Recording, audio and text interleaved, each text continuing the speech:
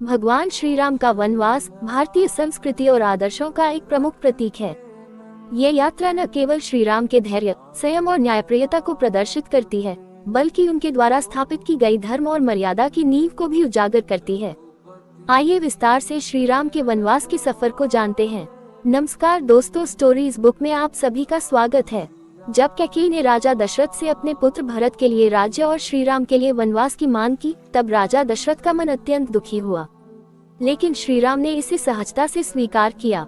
उन्होंने अपने पिता का वचन निभाने का प्रण लिया और माता सीता और भाई लक्ष्मण के साथ वन जाने का निर्णय किया। इस निर्णय से अयोध्या नगरी का हर व्यक्ति शोक में डूब गया। जब श्री राम, सीता और लक्ष्मण वन के लिए प्रस्थान कर रहे थे, तब अयोध्या के लोग उनके साथ चल पड़े, लेकिन उन्होंने सबको वापस जाने का आग्रह किया।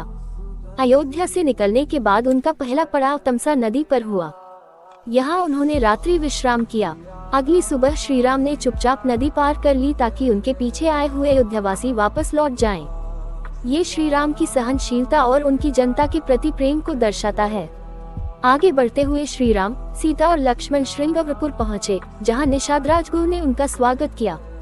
गुरु ने उनके लिए भोजन और विश्राम की व्यवस्था की और गंगा नदी पार करवाने का प्रबंध किया। यहीं पर श्री राम ने रथ और अन्य राजसी वस्त्रों का त्याग किया, जो उनके तपस्वी जीवन की ओर पहला कदम था। इसके बाद श्री राम भरद्वाज ऋषि के आश्रम में पहुँचे। वहाँ ऋषि ने उनका स्वागत किया और वनवास के दौरान सुरक्षित स्थानों की जानकारी दी। उन्होंने चित्रकूट में कुछ समय रुकने की सलाह दी। भरद्वाज ऋषि के आशीर्वाद और मार्गदर्शन से प्रेरित होकर श्री राम ने चित्रकूट की ओर प्रस्थान किया। चित्रकूट पहुंचकर श्री राम ने एक शांत और रमणीय स्थान चुना, जहां उन्होंने कुटिया बनाकर कुछ समय बिताने का निश्चय किया। चित्रकूट में उनकी मुलाकात भरत से हुई, जो उन्हें अयोध्या वापस लाने के लिए आए थे। भरत ने श्री राम से वापसी का आग्रह किया और कहा कि अयोध्या श्री राम के बिना सूनी है। श्री राम ने धर्म का पालन करते हुए भरत के आग्रह को विनम्रता से ठुकरा दिया।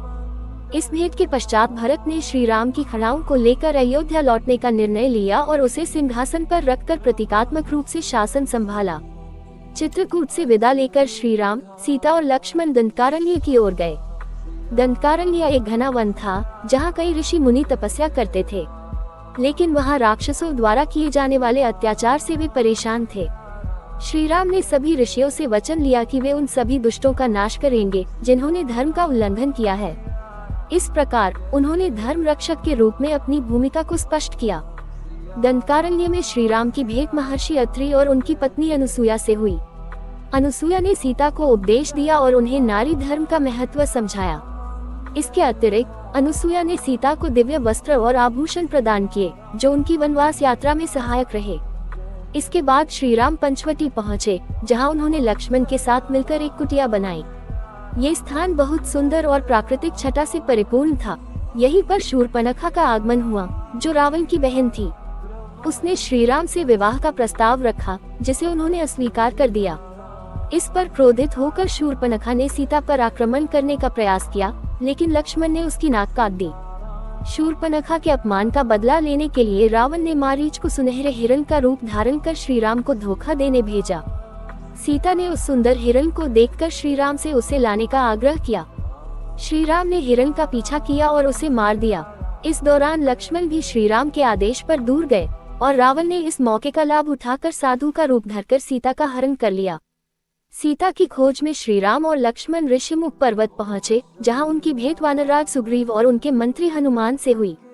सुग्रीव ने अपनी कठिनाइयों के बारे में बताया और श्री राम ने सुग्रीव की सहायता करने का वचन दिया।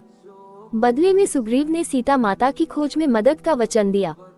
श्री राम और हनुमान की यह मित्रता इस यात्रा का एक महत्वपूर्ण पड़ाव बना। हनुमान ने माता सीता का पता लगाया और श्री राम को सूचित किया। इसके बाद श्री राम ने वानर सेना के साथ मिलकर समुद्र पार करने की योजना बनाई। समुद्र पर सेतु का निर्माण किया गया, जिसे राम सेतु के नाम से जाना जाता है। इस सेतु के माध्यम से सेना लंका पहुंची और रावण के साथ महान युद्ध हुआ। अंततः श्री राम ने रावण का वध कर सीता को मुक्त कराया। रावण का वध और सीता की वापसी के बाद श्री राम ने अयोध्या लौटने का निर्णय लिया। अयोध्या पहुंचकर उन्होंने राज्य का भार संभाला और धर्म की स्थापना की। उनके राज्य को राम राज्य कहा गया, जहां हर कोई सुखी और संतुष्ट था। श्री राम का ये 14 वर्षों का वनवास उनके जीवन का सबसे कठिन समय था, लेकिन उन्होंने इसे धर्म का पालन करते हुए जिया। इस यात्रा के हर पड़ाव में उनके आदर्श और गुणों की झलक मिलती है, जो आज भी हम सभी के लिए प्रेरणा स्रोत है। ये यात्रा हमें त्याग, धैर्य और सत्य के मार्ग पर चलने का संदेश देती है। तो दोस्तों, उम्मीद करते हैं कि हमारी यह वीडियो आपको पसंद आई हो। अगर वीडियो पसंद आई हो तो वीडियो को लाइक करें। चैनल पर अगर पहली बार आए हैं तो नीचे एक रेड कलर का सब्सक्राइब बटन होगा, उसको दबाकर चैनल को सब्सक्राइब कर लीजिए।